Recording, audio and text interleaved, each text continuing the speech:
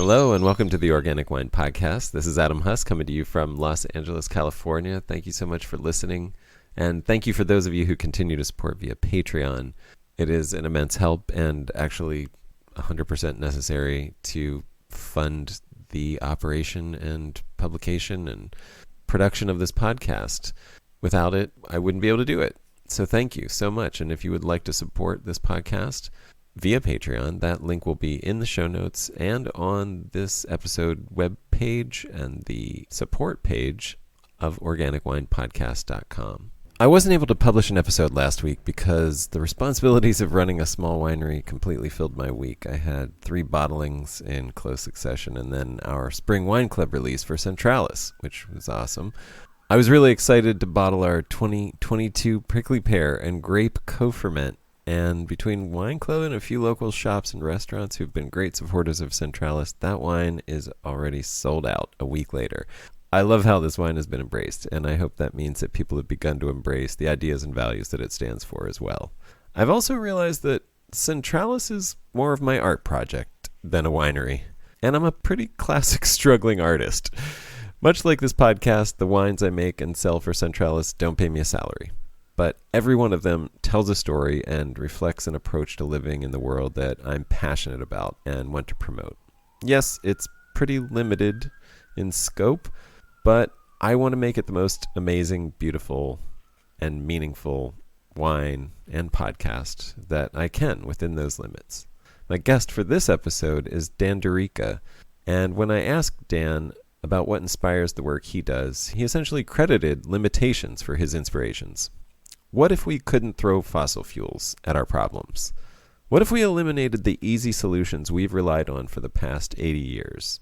What if you couldn't use fossil fuels to make or sell your wine? No driving, no electricity, no chemical sprays or fertilizers or diesel farm equipment. Answering these what-ifs would inevitably cause us to arrive at a very local wine culture in both scale and reach. Putting these limitations on ourselves would make us more resourceful, creative, ecological, and adaptive in our thinking. And these are some of the questions that I think we will need to start asking ourselves. Dan lives in a unique community called Dancing Rabbit Ecovillage in Missouri, and he describes this very special community, so I don't want to spoil that, but you're in for a treat. And at Dancing Rabbit, he also farms a no-spray polyculture vineyard built on the principles of permaculture. Yes, that's no spray in Missouri, folks. He also produces and hosts the Hardcore Sustainable YouTube channel, where you'll find a lot of helpful information about living and growing vines without fossil fuels, and you can get to see what Dan is up to, which is a lot. He has gotten used to it, but when you see the life that he lives, it can seem pretty radical. Dan also mentions how far our understanding of what the best agriculture is has grown so much in the last 20 years that the idea of organic is kind of outdated.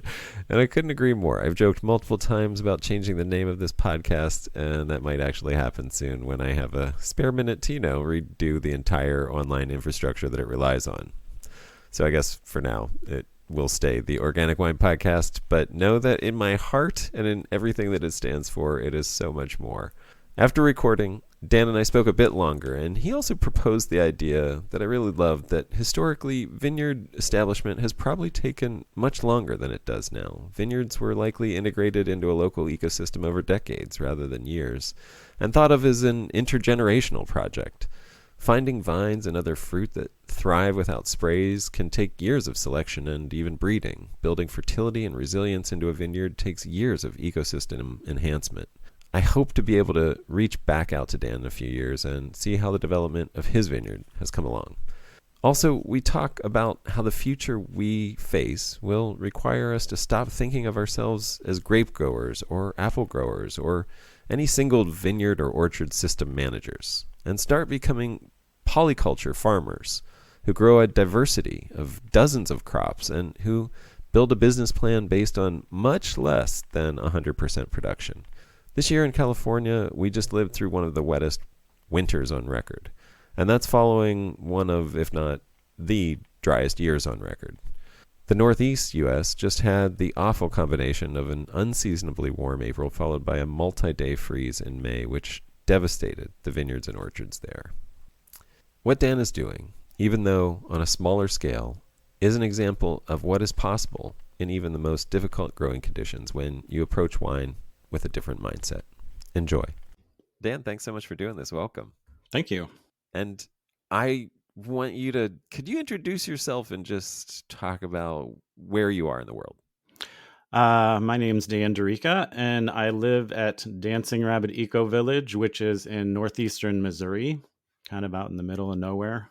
What is Dancing Rabbit Ecovillage? Uh, Basically, it's a community, an intentional community that was set up around ecological values and trying to create a model for living more sustainably. So uh, we started building, a village on an empty farm, and we've, set up all these systems, invited people to come here and live, and we share resources. We have our own microgrid, so we're producing all of our power from solar and wind. And then that is connected to the wider grid. We have a car sharing co op. So we don't own personal vehicles, or we don't use them at Dancing Rabbit. And we share 4 vehicles among like 45, 50 people, which encourages us to carpool. Um, yeah. And then, we build all of our structures, like our houses and buildings, out of reclaimed and natural materials, as locally, acquired as possible. Um, and the idea is, okay, you're creating a village from the ground up along these principles of sustainability, and you're sharing resources. Like, having the community allows you to share resources with other people. Um, and so we build very small houses. We have like common facilities, like common kitchens. We eat in, some people eat in eating co-ops, and so they're sharing a kitchen, so they don't have to build their own kitchen in their house. And then also we have like shared bathroom spaces and showers, so that we don't have to build those things in our houses. We can build tiny houses. um, Hmm. yeah, the whole idea is sort of integrating these methods of sustainable living into our everyday lives, so that we don't really even notice them anymore. They're just a part of our lives. And, when I first came to Dancing Rabbit, I was really excited about the idea of building my own straw bale house and um, living off grid, and, producing all my power from solar and everything, and growing my as much of my food as I can, and sharing cars with other people. And then a few years later, it became old hat, and I don't even notice these things anymore. And really, the only reason I'm reminded of the way that I live here, that it's like kind of radical, is that I had this YouTube channel, and I'm sharing it with other people, or we have visitors come through, and people that are potentially interested in living here. And I share the story with them, or I'm on a podcast like this, and I can tell people what I'm doing. And we all our jaws are on the floor when you're done introducing the space. That does sound really amazing and radical in the best way. I mean, I really love it. I feel like we could talk a lot about just so many questions about all of that and what that's like. But Yeah. what I hear you saying is, despite that extreme difference from the dominant culture, humans can adapt and get used to it and find it comfortable and easy, normal.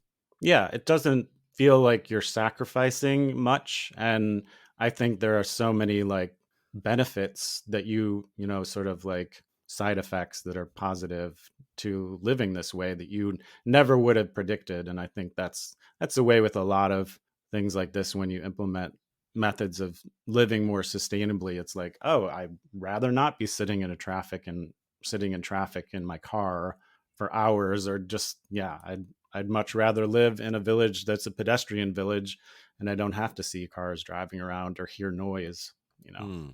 So, How, I mean, my one big question is, obviously you have a YouTube channel, Hardcore Sustainable. Is that it? hmm yeah. That's right. Okay. Hardcore Sustainable, if anybody wants to look that up. Dan Durica. But you also, I mean, I'm imagining people have to make cash in some way. They must participate. I mean, you have internet, you have, I'm sure, some, obviously things that you need from the outside world. What do people do in terms of that? Like, are people independently wealthy? Do they have remote type work? How does money work in the Yeah, village? it's always an issue, and it's something that people struggle with here. Partly because we're so far away from any population center. So, and because we have the limitation on personal vehicle ownership, we're sharing 4 cars, so you can't really commute to a job if you only have 4 cars to use. So we're limited in what we can do, and we're also, because we're just like a village, we're all on our own. For we have to come up with ways to make money, and so people do all different kinds of things. Sometimes people do construction for other people building their houses here.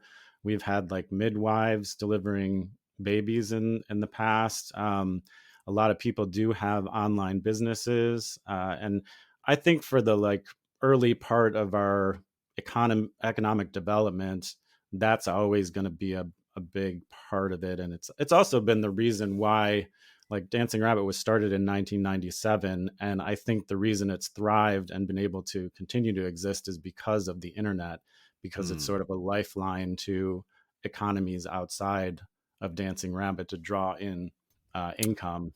And it would be Oh, much harder to, before pre-internet, to be making money just out as far as we are from any kind of population center. Um, so yeah, people kind of like piece together their income from different sources. Like I, have a bunch of different sources of income. I have a bookkeeping business, and so I have clients and do bookkeeping for small businesses as well. So, no. um, yep. Gotcha. Okay. Yeah, that's really interesting, and that's a really interesting insight about the the value of the internet to this kind of community.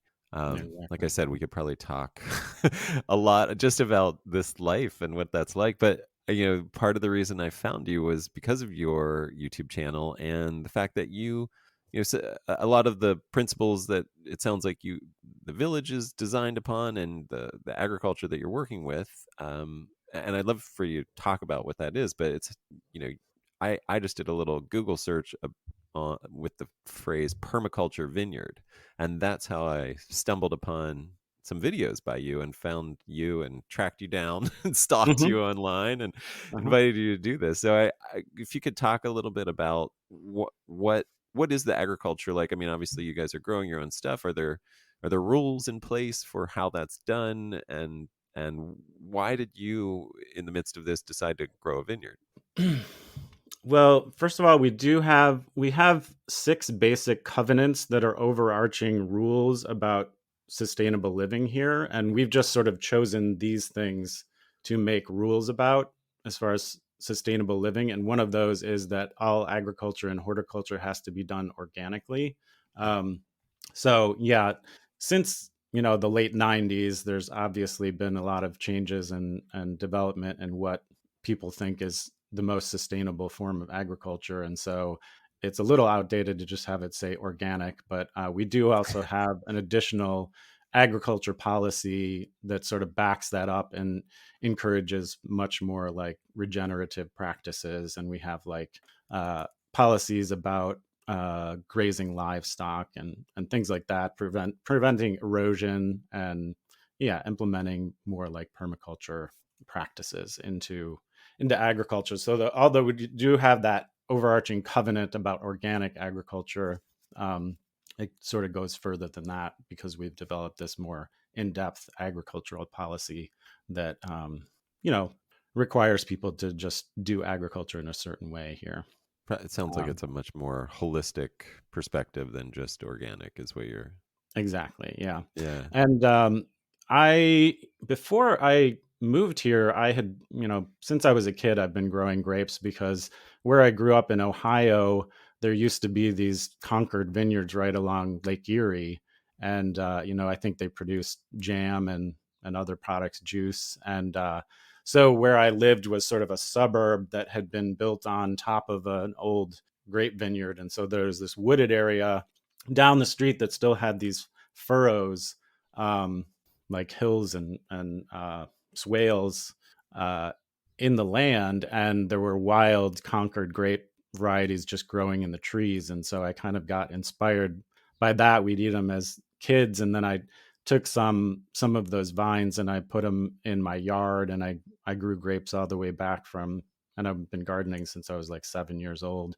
Um, Mm. so it's been in my mind for a long time, and then I've pretty much been raising grapes ever since. But when I moved to Dancing Rabbit, one of the ideas that I had for making income was to have a vineyard and a winery. And uh, I was more interested. I mean, obviously, when you start a vineyard and a winery, ideally you would look at the land first and go based on where the best land is. Um, Instead of the opposite, which is I wanted to live at Dancing Rabbit, and the land was sort of the like, oh, this is something that I could potentially do at Dancing Rabbit. But one thing that I didn't know before I moved here was that um, the land had been severely degraded by conventional agriculture. So we live in like rolling hills in northeastern Missouri, and um, farmers in the past decades, especially on our land, have just opened up the hillsides to row crops, and all of the topsoil washed away. And so we have, 8 to 10 inches at best of topsoil before you hit heavy clay. And there's some areas like that I was sort of scouting when I was locating the vineyard that just had no topsoil. It was just pure clay right at the surface. So that's sort of what I found out quickly that I was dealing with, and knew that it was going to be a much bigger project at that point. But I still wanted to. I started out with this experimental vineyard, and that's what I have, is like a 1 acre vineyard that's just, it's always been kind of experimental to figure out what varieties grow best in our soil, in our climate, and with organic practices. Um, and so it's been a huge challenge. Yeah, well, and I just going back, I was laughing because of you're talking about the term organic being an outdated term, and I often think about that with this podcast. I'm like, this definitely is, even for my life and for this podcast, is far outdated for what this podcast has become. Mhm. So I feel that. I definitely feel that. Where I started, my journey was somewhere, was in that zone, and now I'm way beyond that, way more radical, I'd say. You so can you give us, so it's an acre size. Now you call it a permaculture vineyard, and I want you to talk about a little bit about what that means to you. Are you somebody that has gone through the permaculture design certification course? Yeah, I have done Okay. one of those, and Okay.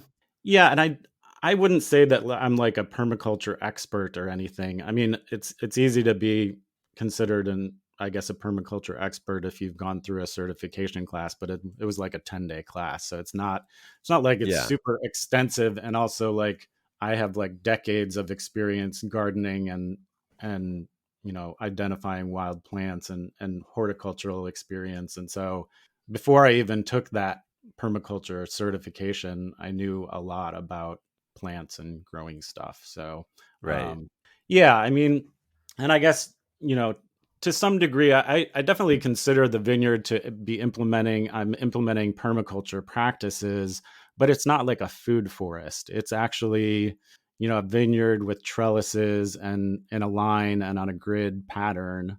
Yeah. It's just in between the grapes, and the way I've laid out the vineyard and in between the grapes, I've left room for other things to happen, like intercropping with other crops, vegetables, and flowers, and yeah, and then I've Yeah. had livestock roaming through there and grazing, and um, yeah, so all different kinds of practices, um, but it's still mostly very much like a regular grape vineyard. Yeah, and it sounds like polyculture is one of the key aspects there that that you're pulling in, if you were going to go, under the permaculture umbrella, I guess you could say. But it also Mhm. just seems practical given the lifestyle that you have there, to like, I have an acre of land, it can grow grapes and multiple other things like animals and veggie crops and stuff like that. So how did you, it sounds like when you planted the vines, though, you had some of this in mind, and I'm just curious how you, like, I think you just spaced the vines a little bit wider than you otherwise would have. Is that correct?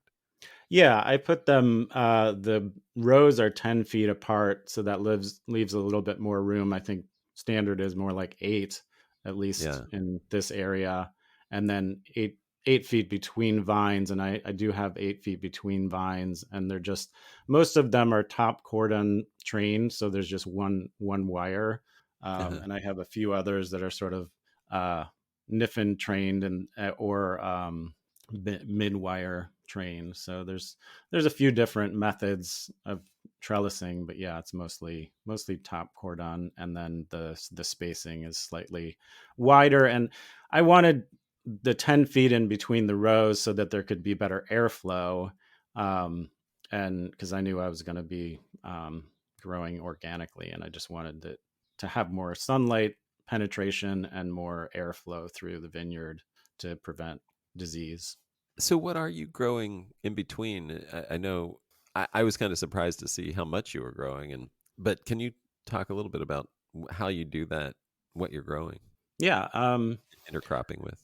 Well, there's enough space that I can fit a tractor pulling like a 4 foot wide tiller between the grapevines, the rows of grapes. And so I will sometimes, most of the time, I have to end up having to till up a grass strip, um, and then plant in it. Sometimes I plant green manures like clover to get things prepped, and then I till those in, and then I can plant um, like a single row down the middle of like squash or cucumbers in the middle of summer. And it's not a huge space. I mean, I'm maybe planting like 150-foot long row of these different squashes, melons, cucumbers in that space. And then I mulch, put straw mulch all around the sides of them, and so then they can grow from the middle of that bed out towards the grapes on either side.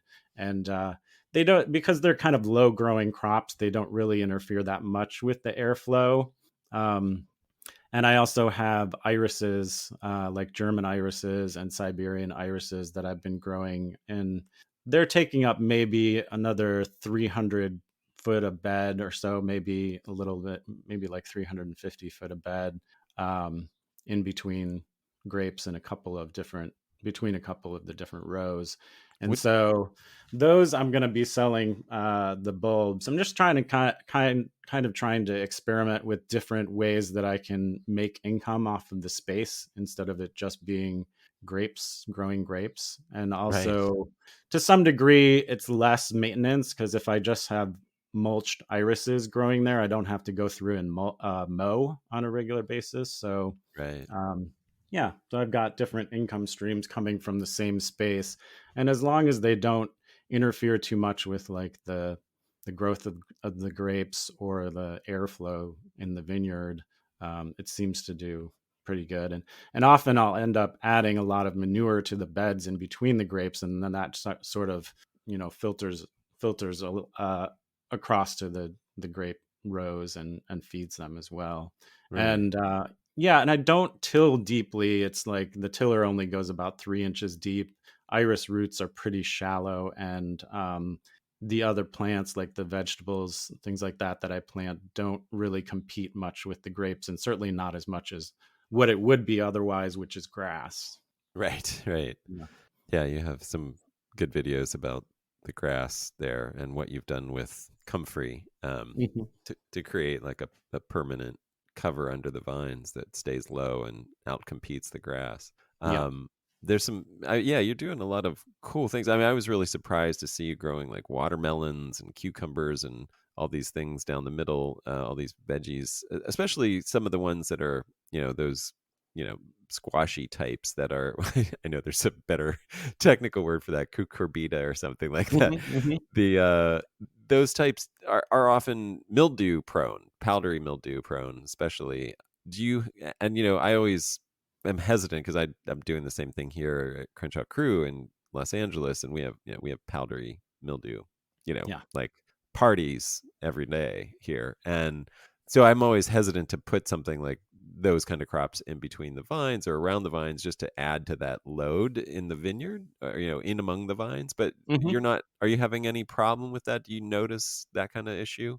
You know, we do have high humidity here and high temperatures in the summertime, and it can be pretty wet, especially in the spring. If we like during grape development, when the berries are green, is when they're most vulnerable. And I tend to have more problems with bunch rot than mildew on Hmm. the, I mean, on the leaves. Like there are some of the like Concord type varieties seem to get more mildew, but like the hybrids, I don't really see much problem with them. And it's more like the bunch rots that seem to affect the the grapes in a wet year, especially during that green berry stage. Oh, well, let's I go. haven't noticed, and I do a rotation. Like people are surprised that I can grow cucumbers and squash here because we have squash beetles, and then we have cucumber or squash bugs and cucumber beetles. And so I just do this rotation, and I really don't have problems with those pests. And I think to some degree that also uh, prevents the powdery mildew from being a problem. So Yeah. Do you think the lack of those pests has to do with the diversity that you have implicit in that in your system, or is it, that it you're could not, be helping definitely. I would guess it's more due to like rotating and moving the beds around to different parts of the vineyard because yeah, people that grow squash and cucumbers in the same spot even a couple of years in a row, their next crop is just going to be infested with those pests. So got I it? just don't run into that problem in the vineyard because of the rotation, Huh. I think. And it could be because it's confusing to have like polyculture. Yeah, right. That's great. It's confusing to have polyculture. Well, it's Um, confusing for the bugs. right, Yeah. right. Um, do you well, I and you brought up the grapes. So let's step back and what your knowledge was, I guess, coming into establishing this vineyard about which varieties you were going to Yeah. do. Did you Mhm. trial a bunch of different varieties? What is how important is the variety versus the management that you do, and what is that management like? Yeah. Well, this was intended to be an experimental vineyard, as I said. And so, what I was doing from the beginning was planting a bunch of different varieties. And I started out by looking at sort of the disease resistance of different and the hardiness of different varieties to match them to our soil and our conditions and potentially, that organic practices so that I could just start out with the best varieties going into it. And so I selected um, different French American hybrids, some American grapes but mostly French American hybrids because I knew I wanted to make wine, and then a mix of like purple and white grapes just so that I could make white wine and red wine.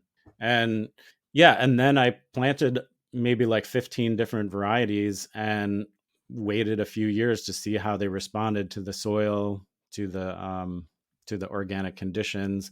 Um, and some of the varieties, like Norton, which is one that's commonly grown in Missouri, it might even be like the state grape. I don't know, but it's Yeah, definitely that's grown pretty widely in Missouri, and that is like grows well in heavy clay soil.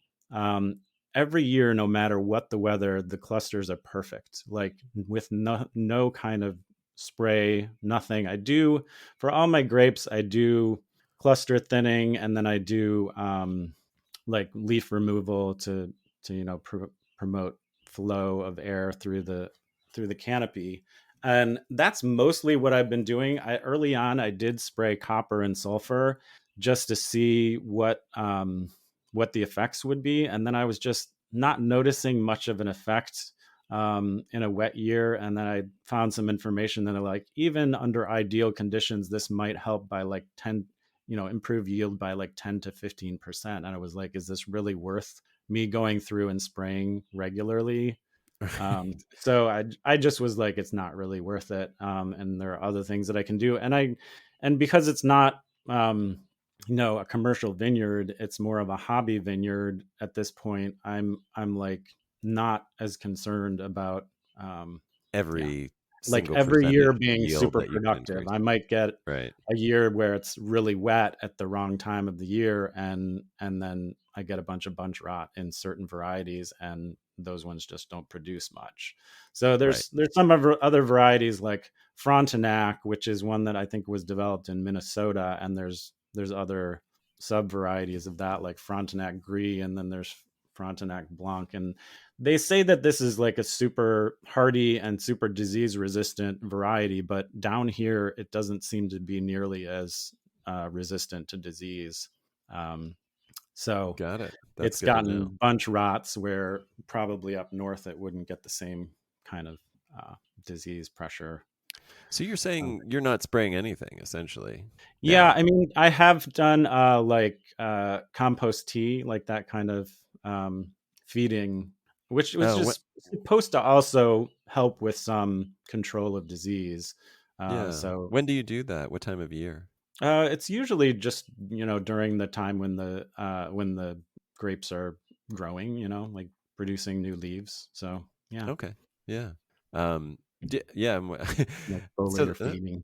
right, right. Foliar feeding. So you're not doing like biodynamic preps or anything like that either. Not like things that might be like a horse nettle tea or something like that, or is that included as Not for part of? like organic practices or like control of pests or anything. I don't really have like the bunch rot seem to be the biggest problem for the grape production, and then once the grapes are developed, I have to net all of the vines, because if I didn't do that, then birds would eat every last grape in there, because we just have most of our land. We have 280 acres, and most of it's just wild land, and it's prairie restoration. Like, we have such a diversity of birds on our land that they would just devour every grape if I didn't put up bird netting. And so yeah, those are the biggest pests that I have to Good. deal with. Um, and it's in most years it seems like now I've gotten to the point where I've whittled down to like the varieties, like 5 or 6 varieties that do well in our soil and our conditions, organic practices, and I've gotten rid of all the other ones and replaced them with these ones that do better. And so that changes, like, the reliability of the crop is much more uh, What are yeah, those more that you've reliable. found have done well for you besides Norton? Norton obviously being one. Norton's one that I think it's our, probably the oldest hybrid, variety that Yeah, I'm not has been sure used how for it wine. came from Virginia. I know that, and then Yeah. was brought out here, was commonly grown in, but I don't remember exactly the history of it or if it's It's Yeah. people. I think it's. I mean, okay. I'm just putting some hearsay out there in the world. It's shrouded in mystery, so that's probably why it's hearsay. But anyway, I think a guy named Norton found it in his backyard, but I don't think he Hmm. was responsible for it. I think what happened, because you had all these people bringing vinifera over, is that there was probably a wild cross between Vitis estivalis vines, which are one of our native vines, Hmm. and a vinifera, and then a bird pooped it out and it grew, and he was like, wow, this is doing really well and it's producing good stuff, and so then he propagated it, Yeah. Norton. But I think I could be wrong. Somebody could be, but I think that's the story. I think the best guess is that it was probably a wild cross with vinifera, and then yeah, it was just like discovered rather than bred, and it Yeah. was one of we can thank nature for that. Um, Yeah, the same thing is true for Concord. Was a very similar thing. It was just right, like right, a wild cross, and they planted vinifera initially, like the Europeans, and then all their vineyards just died right, because right, of exactly, phylloxera. right, Yeah, and everything and else. so and so Yeah, then they found the wild ones that were like, oh, these are actually kind of different from the normal wild ones. And I guess during the few years when their grapes were producing, the vinifera were producing before they died off, they crossed with the wild ones, and yeah, right. created some So hybrids. So what? Sorry, so I went on that tangent, but what other ones? What else is working for you there? There's one that I grow that some of called Prairie Star. I have one called Saint Yep, Pepin, yep. um, Concord, and a bunch of different Concord relatives. There's like one called Steuben and one called Fredonia that um, I do make some wine out of those, the Concord type, and I've lately been pressing those and making like a white or a rosé wine with them because I tend to like the white wines that I can make here better than the red wines that I've made. And then I also Mm, make just regular grape juice and canned grape juice from some of those Concord types. And then I've got the Frontenac Gris, which is a, like a whatever. It's not quite the white, but it's whiter than the regular Frontenac. I have one called Price that is fairly susceptible to disease in some seasons, but it produces really well and it grows really vigorously in our soil. So I've kept some of that one. mm, I do have some of Leon Malo, which is like a purple grape that's also really hardy and it's been around for a while. yeah. Um, and that one does okay. Um, and Yeah, so that's pretty much what I have left now, Okay. in the Gotcha. vineyard So, from all the varieties I started with. okay. So I'm just reiterating this. You're not spraying anymore, other than some compost tea, some foliar stuff that, yeah, I mean, that probably does have some efficaciousness. You're mainly focusing on, it sounds like soil regeneration to give the vines what they need, as well as Mhm. canopy management, training them and keeping them up and open and airy so that you have airflow and sun penetration. Is that all Mhm. right? And Yep. otherwise, the other thing is just the attitude of like, I might have some loss this year, and that's part of that's part of the deal. Yeah. um yeah, okay, okay, cool. And you're, I mean, that's all really fantastic. Do you have any numbers on what your productivity is on an acre of vines that are, Um, widely spaced like that? yeah, I don't necessarily have really good numbers, but like maybe if 3 to 5 tons is like a good amount, I would say I probably have more like a half a ton out of the vineyard at this point. It's a very doesn't produce a lot. Part of the reason is that in recent years, the last couple of years, I've been cutting a bunch of uh, some of the vines down to the ground and just regenerating the trunks because for whatever reason over the years during the like experimental phase of getting the vineyard growing, like there was a lot of winter damage to some of these like Frontenac, and so it was clear that there was the vascular tissue was plugged up, and so Mm, in the last couple of years I've just been kind of renewing the vines entirely, and so it just means cutting them down to the ground, and then in a season they'll grow up almost to the full spread on the trellis, and then by the next year I'll have a more heavily producing grapevine. So I've been gotcha. doing that, and I'm hoping that like that results in more production. And there's still a lot of gaps in the vineyard. There's some areas that I've been planting new vines and they just have been kind of struggling. Mm. So There might be you like a know, subsoil issue kind of thing. yeah, and needing a lot more like composted manure dumped into the area to feed them better. And yeah, and it's some of them, like I have been experimenting with a few new varieties, and those ones have not sort of grown to fill out the vineyard as much as the some of those other varieties do. And I've started expanding the planting of Norton, and those can take a few years to develop, several years to develop into like a fully productive vine. That's one Yeah. thing about Norton is it's like it's this great variety once you get it established, but it's really hard to start from cuttings, like dormant cuttings. Right. um, Yeah. I've heard and this recently. Yeah, and I mean I bought them in the past, and that's how they ended up in the vineyard. But I do also try to get my own cuttings going when I'm trying to expand the vineyard. Yeah. I've heard something about Norton that it actually grows off the fourth through sixth spur. The fruiting spur is like the fourth through sixth spur is more fruitful. So you have Hmm. this weird pruning style that you have to adapt with Norton. Have you experimented with that or heard anything about that? I wasn't familiar with that. No. This is Y something so that, you'd sort of cluster thin closer to the cordon, or you're saying like lower No, on the I think spur? just with pruning, instead of going back, like normally if Oh, you're you leave pruning back to a a couple spur more position, buds on it. Yeah. yeah, Mhm. you'd go all the way. You'd leave like all the way out, and then maybe even knock off the first through third, bud positions, so that Mhm, they're mhm. not even trying to grow, and then you get this really much more fruitful, positions out on the fourth, fifth, and sixth bud spur. Yeah, I haven't tried that, but it's something to I mean, look at. yeah, I don't feel like take my my word for it. no, I could look into it. Yeah, My yeah. Norton vines are just so productive. I mean, they're just like Oh, loaded great. with Okay. grapes every So year, you and don't. yeah, How are you pruning then? yeah, I do. I like Spur spur prune? prune those ones. Yeah, Okay. and yeah, and then I usually go through and like cluster thin as well. Around this time of year.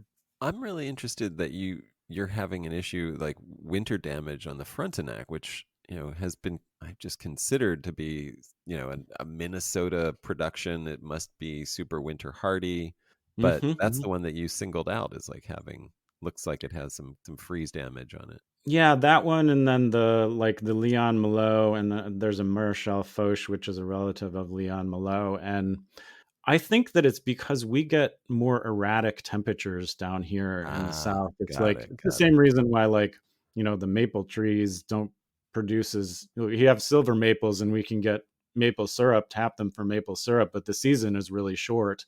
Right. And so you get this It's like erratic change from summer to winter.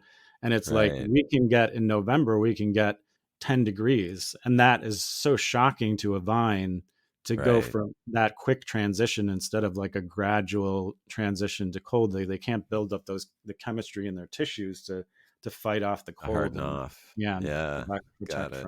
from it. So I think that's largely to explains the problem But that with is, Frontenac. Yeah. but I will just editorialize that I think, as we move into a future that is more and more likely going to be erratic everywhere and Hmm. extreme erraticism, Yeah, yeah. erraticality. I don't know the word Swings is. swings in Yeah, as temperature. we head in that direction, knowing these kind of things is probably important. That maybe that's not the variety to think about as a really adaptable, resilient variety for that kind of thing, for anywhere. But Hmm. it's good to know. I'm curious then about comfrey. If you want to talk about comfrey and Hmm. how, what yeah, well, how do you use that? Well, And I've why seen. did why did you Oh, stumble upon comfrey? well, I've people here use comfrey in a specific way as a border around their garden, and it basically creates like a living barrier to like invasive grasses moving into their garden beds because it just is Mm, like 3 foot, like smothers anything within that zone, and so mm, grasses have trouble creeping through it into a space. And I was just like, wow, this is a great living mulch.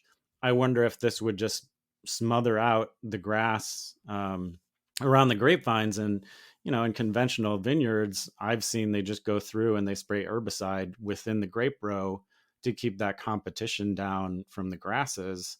And right, I'm not going to do that here, obviously. And even the herbicide can be damaging to the grapevine too.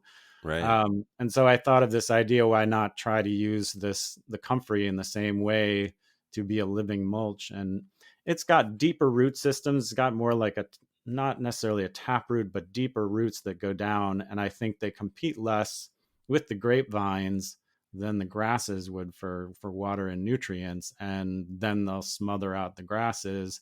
And also, I've one thing that I've done.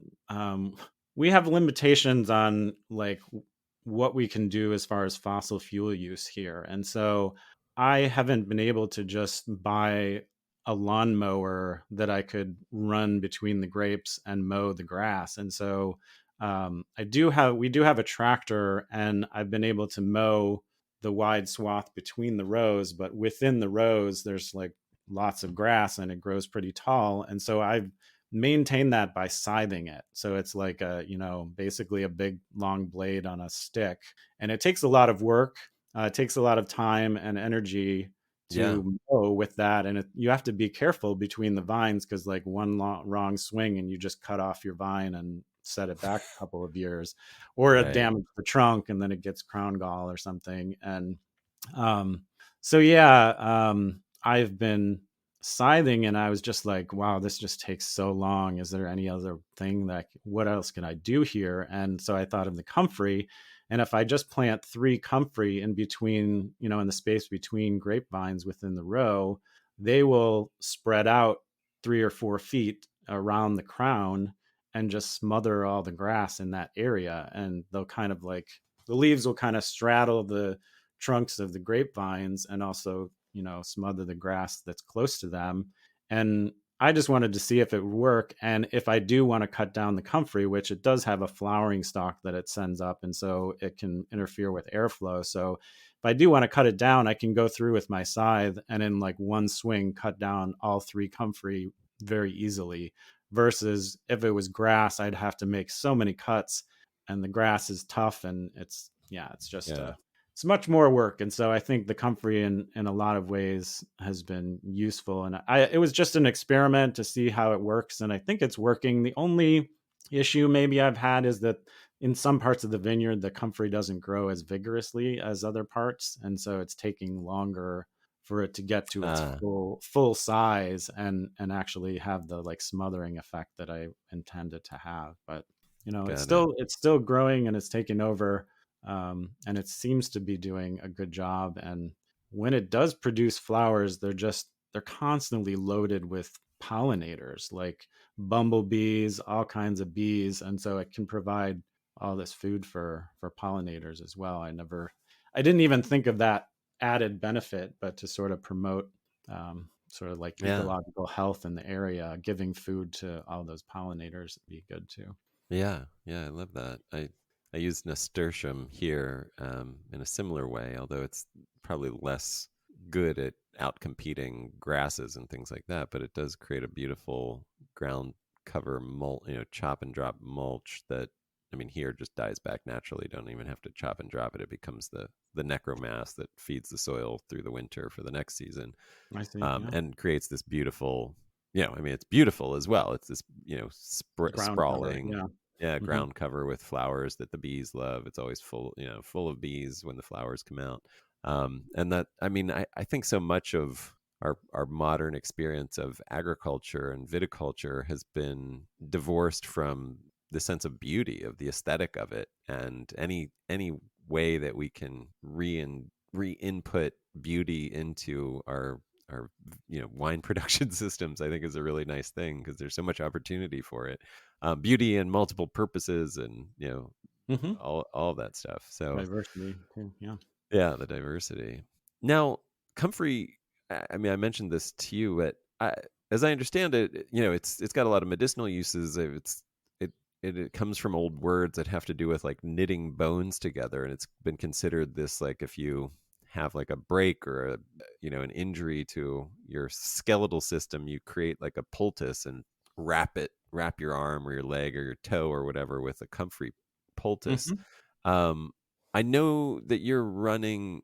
I know that you have animals in the vineyard from time to time, and I've also heard that comfrey can be toxic to animals and to humans if we eat it and ingest it. It's more like a topical thing. Do you have any knowledge about that? Do you have any concerns about that with the animals that go through the vineyard and the comfrey? Well, since I started planting the comfrey in the vineyard, I haven't had livestock in there. Although I guess last year, I think it was, some turkeys that somebody's raising here ran into the vineyard and dug up a bunch of my irises, which was kind of funny.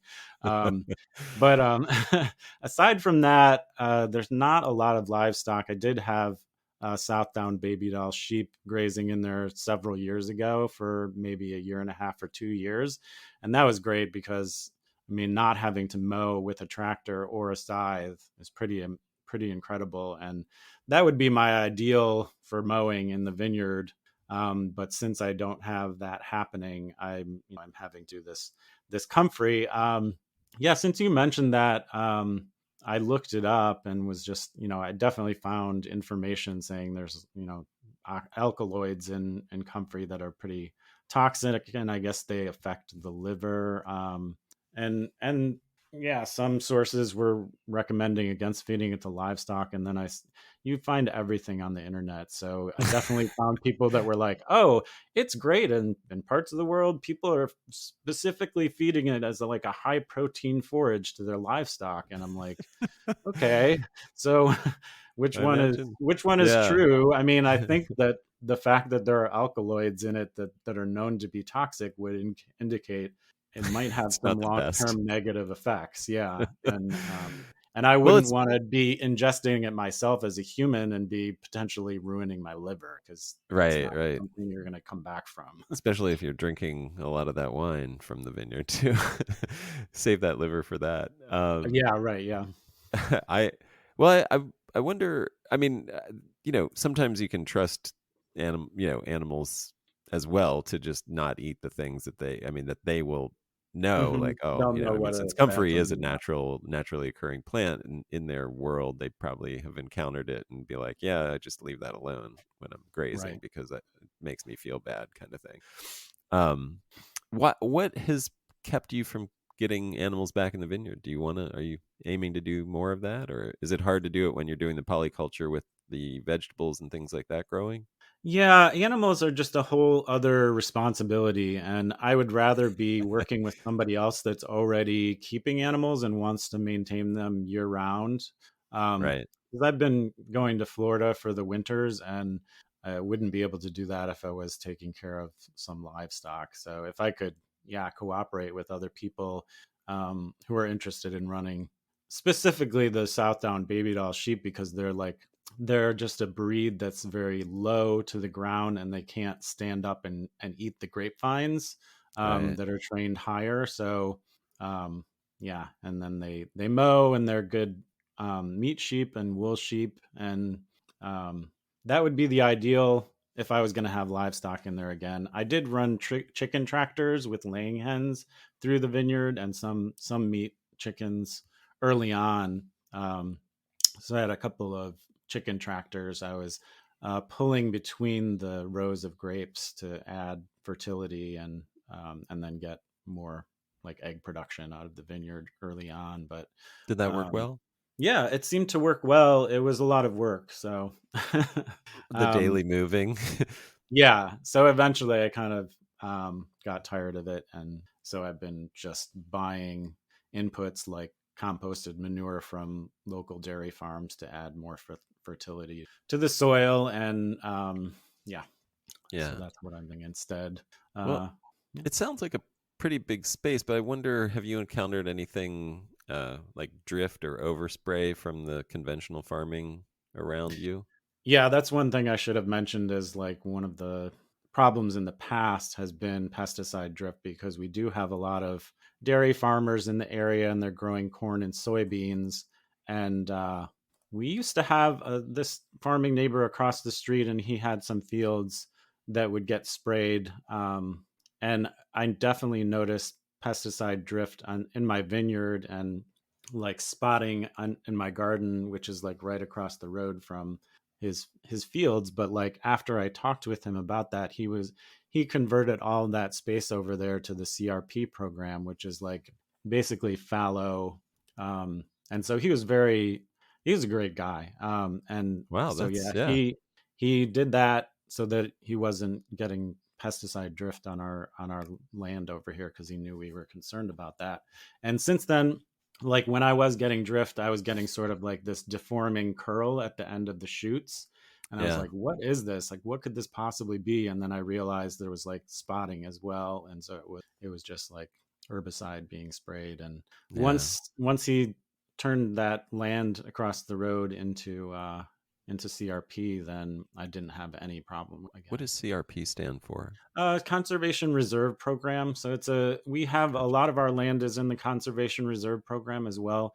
It's for specifically land that's considered highly erodible. So Okay. that's pretty much all of our land is considered highly erodible, because we have these rolling hills, and so when you're doing agriculture on it, you're going to get erosion. And that was also a big part of my motivation in wanting to do grapes here in a vineyard, is because they're a perennial crop. It's a way to use our rolling hills and get production from them, And then also when I do this intercropping, there's always a strip that's perennial between the beds, so I don't have a problem with erosion. Like if Right. the previous farmer who just was growing corn here every year, and all the topsoil was just washing away. So it's a Right. much better way to you know use our land. I think the best way to use our land is either for as pasture for livestock or perennial crops, because Right. the row crops are just totally destructive to the land and the soil. Yeah, and for anyone listening who hasn't encountered, if you're like from the coasts and you aren't familiar with Midwest agriculture, from which, all of your cereals and grains and everything comes from, And and meat. tofu and yeah, meat and everything else. Yeah. Um, drift or overspray drift is this thing that happens because the chemicals that are used are so potent on corn and soy, and they just drift with even a gentle breeze for hundreds of yards, and you can see the results of that in vineyards.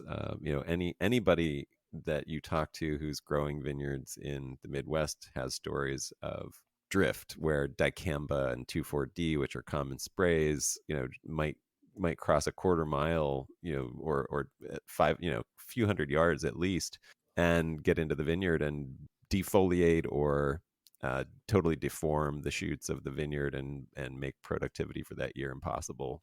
And that's our food system. That's like the de rigueur for the vast majority of American food system. So it's getting to know some Midwest vineyards is very eye opening in terms of learning where your food comes from and how it's grown. And drift is that sort of window into like, what are we doing? Like, so I just Yeah, wanted and to. I have my vineyard listed on the Drift Watch page, which is some kind of a program that farmers, people who spray herbicides, can consult to see if there are like vineyards or other sensitive agricultural fields in the area where they're spraying. I don't know how much they use that or how much they're required to look at it, but it is on the map. We have Yeah. we like during the summertime we have planes going over like spraying, so they spray from planes here, which is very much like encourages drift. Yeah, no doubt. Right. Yeah. So just totally dousing like these fields in these Hmm. chemicals, whatever they are. Yeah. Hmm. Yeah, it's pretty eye-opening to hear about that. But back to your vineyard. um and some of the things that I'm really curious about. Now, I know you have a tolerance for loss, but it does, from what I could tell, it doesn't sound like you have a deer fence around this acre. Is that right? Right, yeah. So you have rabbits that nibble on your crops and things like that. What kind of, besides the bird netting that you have to do, are you having any loss from deer or anything at all like that? Like, is, what's, and if not, why not? Like, what's happening? What do you do about that? um Yeah, I don't have a lot of loss from deer. I don't have a lot to compare it to because I don't know, I'm sure other vineyards have more deer pressure. We tend to not have a lot of deer in the village because they're just more skittish around here. Okay. But I have seen deer out by my vineyard, in the mornings and the evenings. But really, I only see damage on shoots that are lower, like the top cordon seems to be like those shoots don't ever seem to get eaten. It's only if I have like a new trunk being trained, and I have a usually have a tree tube around it, and it's if it grows a little bit above the tree tube and it's like sort of at that mid-level height, it will get grazed by deer. But Mm, usually I try to kind of move the tree tube up with the growing shoot until it reaches the wire, and then and then it's pretty much okay.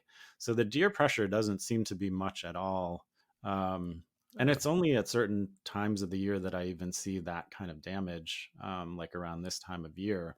I'm not sure which why is that is, but the deer are June. definitely not a big pest at this point in my vineyard. Huh.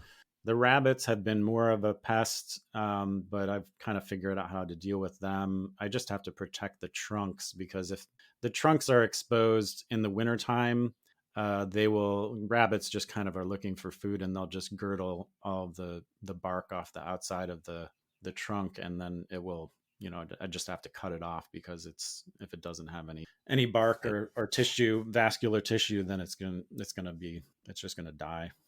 Right. So that can happen, but the way that I deal with that is just putting a collar of, like, a ring of chicken wire around the trunks, the established trunks, and just leave it there, and it seems to keep the damage, prevent the damage entirely. Yeah, that's nice. That's nice and minimal. I want to And then talk to your deer and the find out. crops that I plant out there, like the intercropping, uh, there's a lot of things that we can't grow here unless we put a fence around them, because of rabbits and deer. And what crops I do grow in the vineyard, I don't have to fence, because, like, deer and rabbits just don't seem to be interested in cucumbers or squash or melons. And I've grown, like, onions in the past, and I've grown potatoes. So those are just a few crops that I can grow out there that don't have any kind of pressure from rabbits, damage from, Huh. Okay. you know. And can you talk about your winemaking? What's your experience with winemaking? Any training or and what are you doing to make wine with these grapes? I definitely don't have any formal training. It's just been kind of experimenting and learning over the years. I've been making wine for a long time. I used to have community garden plots in Madison, Wisconsin, before I moved to Dancing Rabbit, and I was growing grapes in there, and I was making some wine on a small scale. Um, but I've tried uh, different kinds of wine. I've made, like, a nouveau type wine from some of my purple grapes here, and then I make, like, kind of a burgundy type, like, full-bodied red wine. And I haven't always been impressed with the red wines that I can make here. Just, I think Mm, there are too many difficulties in um, getting a balanced wine, because of the acidity and the things that I have to struggle with, as far as acid and balancing the flavors, yeah. and the components. So um, I've been more impressed with white wines, and usually when I'm making white wines, I will, like, cold ferment them to retain, like, fruity esters, like the fruitiness of the flavor of the wine. And I tend to like those wines that I can make from the varieties and can grow here. They're definitely different from, like, a lot of white wines, vinifera white wines. They tend to be fruitier, but there's so many more flavors out there with different grape varieties, like the hybrids and some of the American grapes. And I tend to like some of those flavors of, like, the fruitier wines, like a Niagara or something, Ontario, and those varieties that maybe some people would turn up their noses at, because they're, American varieties, and they tend to also have to, like, back sweeten them, because they don't have enough natural sugars um, to make a stable wine, or they just, sweeten them to make them taste more fruity, and sort of, it's a better match with the flavor, that fruitiness of the grape itself. Yeah. But I really like the white wines I can make here, and I haven't figured out the red wines yet. Even Norton's supposed to make a really good red, like, full-bodied red wine, and I'm still not impressed with what I've been able to accomplish as far as a full-bodied red wine, because mostly, I think, because of the acidity on the Mm, grapes. Like, it's just, I tend to have conditions where it's I have high, to right? harvest the grapes earlier than ideal, Right. um, Right. because of whatever's going on. Like, the birds are, despite the bird netting, the birds are finding and getting to the grapes anyways. And also, like, the longer they're out there, the more likely the raccoons are to find them. And then I've been having raccoons that just climb on top of the bird netting and, like, rip holes in it and go in and eat all the grapes. So that's another pest that I have to deal with Oh, wow. more recently, they've got those opposable thumbs, and and are much smarter about, like, trying to get to things. So yeah. Do you, yeah, do you have any deterrents for those yet? Have you come upon any way to prevent those Not guys? really. I do set traps, like live traps out there. Uh, Have you but ever yeah, caught a that's raccoon? Oh yeah, we've caught raccoons, and some people here actually eat raccoons. I tried to eat one a couple of years ago, or like tried it, and it's just way too gamey and weird tasting. And they're too cute and smart to they're it's hard to I don't know. It's they're It's hard not to, like eating a wild rabbit is a little easier than eating a raccoon. Raccoons right. are sort of vicious and defend themselves much more than rabbits do, and I don't know what that means, but like it's and then add on top of that, they taste very gamey, and I just don't like the flavor. So Yeah, and they're um, omnivores versus herbivores, right? right, I mean, yeah. they eat a Mhm. little of everything. Um, But yeah, but they're getting to be they weren't such a problem in past years, but it seems like their populations now are increasing. In the village here, we've created like because of all the people here, we've created like a predator-free habitat for rabbits and oh, raccoons, and the right. coyotes are in the area, but they stay out of the village. And so they're just kind of, loving the conditions we create for them. And if we don't eat them, then they're going to overpopulate, or their population is going to go up, and then we're going to be competing with them even more for growing food. Yeah, I think the same is true here in my backyard. So not a Oh lot of yeah. different Mhm. from from from Missouri in that sense. We have coyotes do come through, but they have to keep moving because it's not they don't have a lot of places to hang out. Right. And so they'll I think they kind of find backyards that they know where people don't go into them. Maybe some older folks who don't go into their backyards very often. It's sort of overgrown. There's some spots, they have their favorite spots where they can move through and spend a night there or whatever. Maybe not spend a night, but spend a day there and Hmm. then travel on. But because of that, because there aren't many predators, the raccoons are starting to be a problem. I went out and my compost pile had like a whole family of 7 raccoons on it the other Oh morning. yeah, you got to And put a so they hardware were just cloth around partying. it or something. Yeah. Yeah. Yeah. They were just, and I was like, well, when these grapes ripen, this is going to be a problem. We're going to have a fight on our hands. So Um, do you get pests eating your grapes? Do you have to put bird netting on them or anything? it's interesting. So I have some vines that are I consider decorative or part of that permaculture ethic of, it's for them. And I don't know how much of that is smart because it's luring them in, and or how much of it is like keeps them away. But the front yard vineyard never gets touched. Hmm. Um, and it could, but yeah, like I've seen raccoons on our pergola eating our Pinot Noir. Rats for sure love them, Yeah. Hmm. and that's about it. Maybe some squirrels, but I think I don't know, they seem less interested in the sweet fruits like that. There's enough avocados around that they avoid the grapes so far, but rats and raccoons have definitely eaten them. And and we have some young vines growing in the back now, a bunch of them, and that's where I'm like, I there's several varieties of grapes that I've just let go that I'm gonna give to them, and then the Hmm. others, I'm just going to be like, yeah, don't touch these in various ways, like bird netting and things like that. And hopefully they'll see that there's some that they can easily access and some that they can't, and get the picture. And then I don't know what will happen after that Yeah. if they don't get the picture. But yeah, it's an interesting thing. And this is, we're right here in the center of Los Angeles. So it's, yeah, fun Hmm. stuff.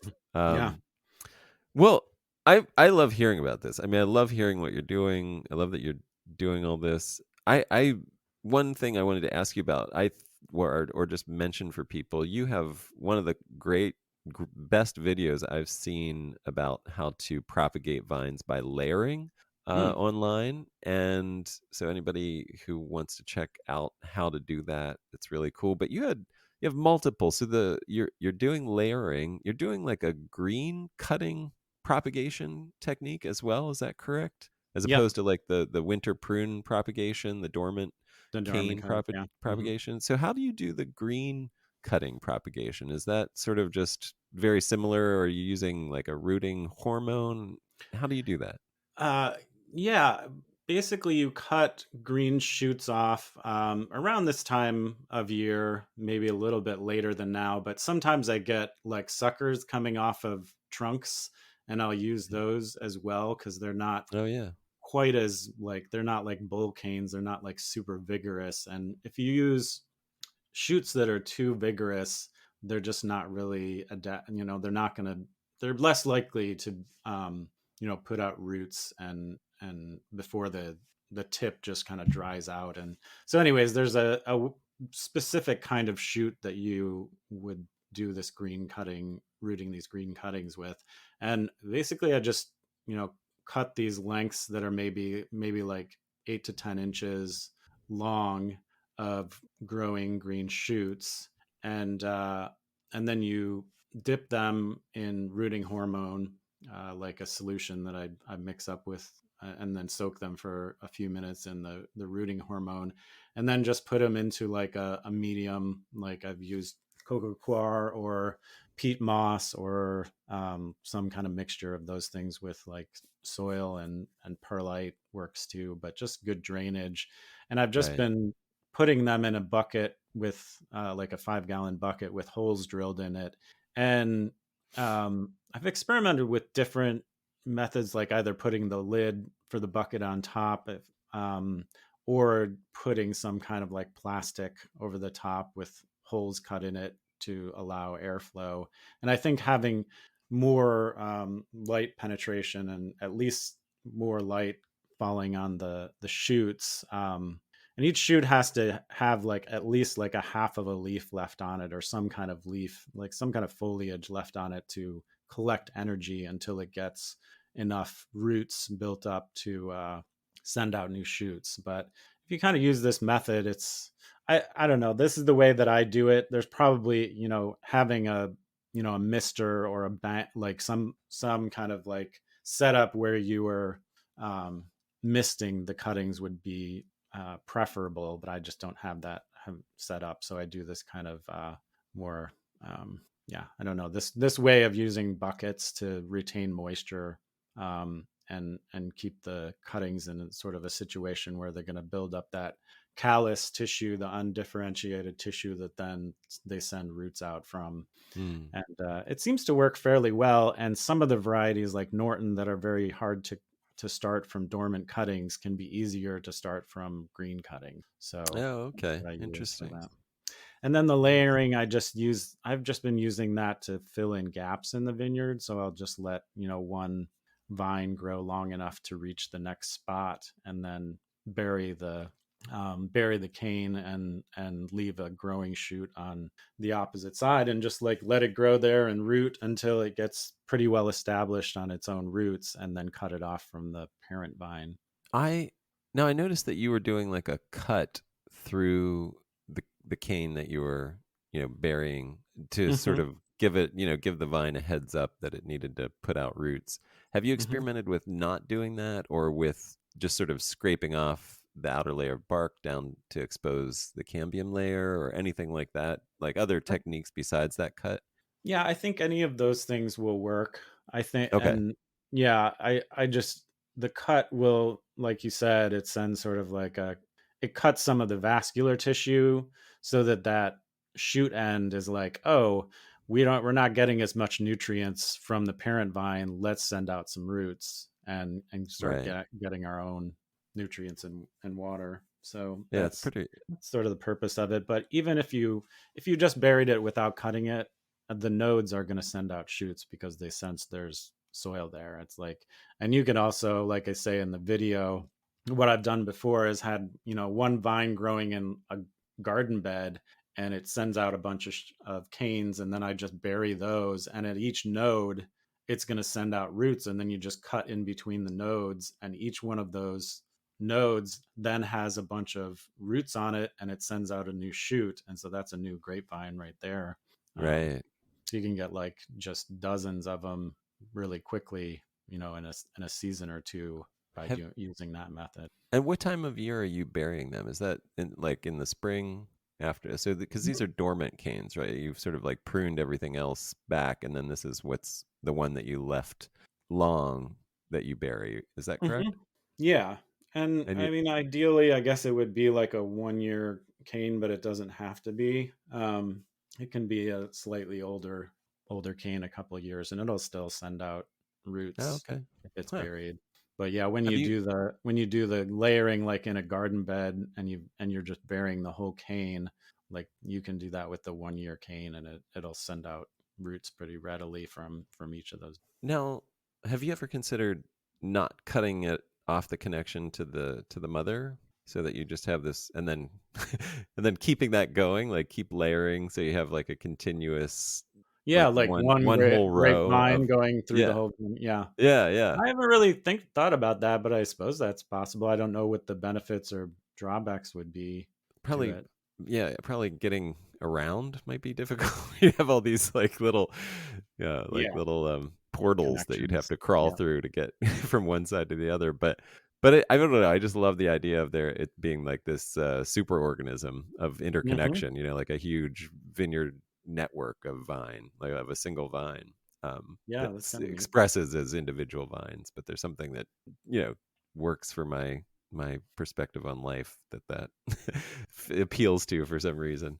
Um, well, that's great. I again, thank you for sharing all this. Do you have?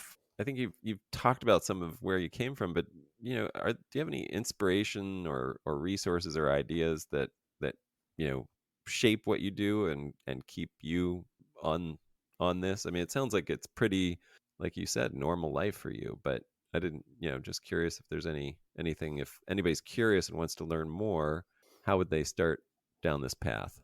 Yeah, I guess one of the big inspirations that I get in the way that a lot of things work here at Dancing Rabbit is like we're creating a whole village that is trying to work without fossil fuel. And so we don't have an alternative. We can't just like throw fossil fuel at a problem to solve it, which is what our economy does in general. It just is like, hey, we've got a problem.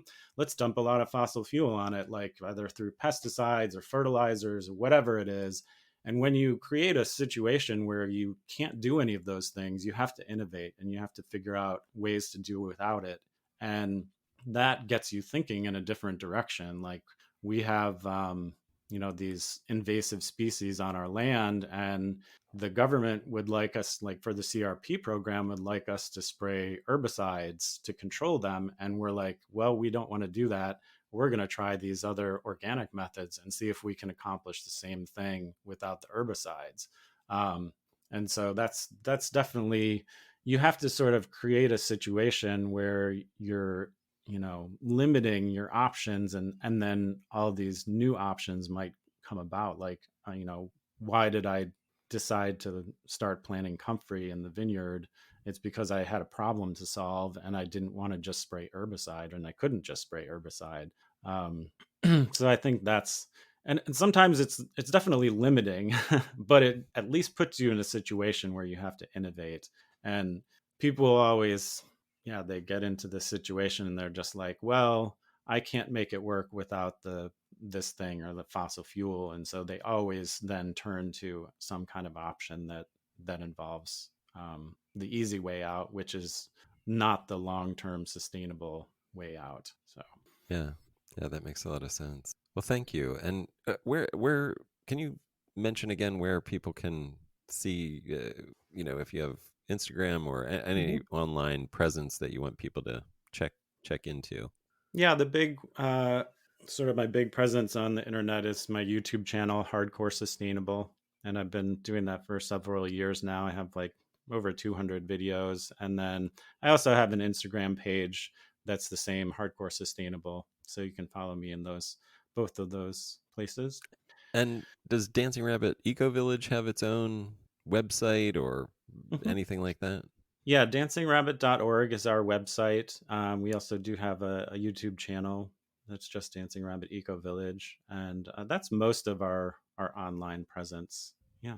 Great. Well, thank you so much, Dan. I really appreciate it. It's good, great talking to you, and I love just hearing about about you growing grapes there in Missouri, which seems like a pretty extreme place. We didn't even talk about tornadoes. Do you guys get those? uh, yeah, we get tornadoes through here every once in a while, and we have we have like a village wide system where we have different storm shelters here. And so we go down into the storm shelters when there's a tornado going by close. And we've been fortunate enough since I've lived here and since the village started not to have a tornado come through, because it would be devastating if our village got hit. It would probably just like wipe us off the map, and we'd have to start over and just move somewhere else.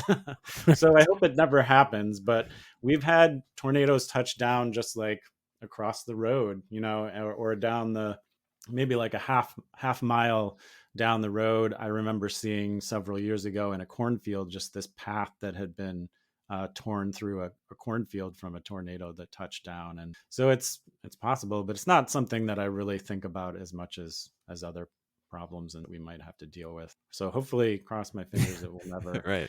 it will never find its way to Dancing Rabbit Ecovillage. Yeah. I mean, just saying that, I was listening to some folks talk this morning about, instead of resilience, this idea of resilience, which sort of implies it's like you cut it off, above the ground and it grows back. We might be heading into a future where it's like devastation after devastation that, without the time to even recover. And it's more, rather than resilience, it's like adaptability is maybe Mhm. what we should consider building for and thinking about in our systems and things like that. I don't know. I feel like that's a interesting way to approach, permaculture and just agriculture and viticulture in general. Yeah, there's a lot of challenges with climate change. I mean, because you can't just uproot plants and move them, and it takes a while for things like fruit trees to get established. And maybe by the time you get a good vineyard or orchard established, the weather is going to have moved on. So yeah, Yeah. you don't know how it's going to happen. Yeah.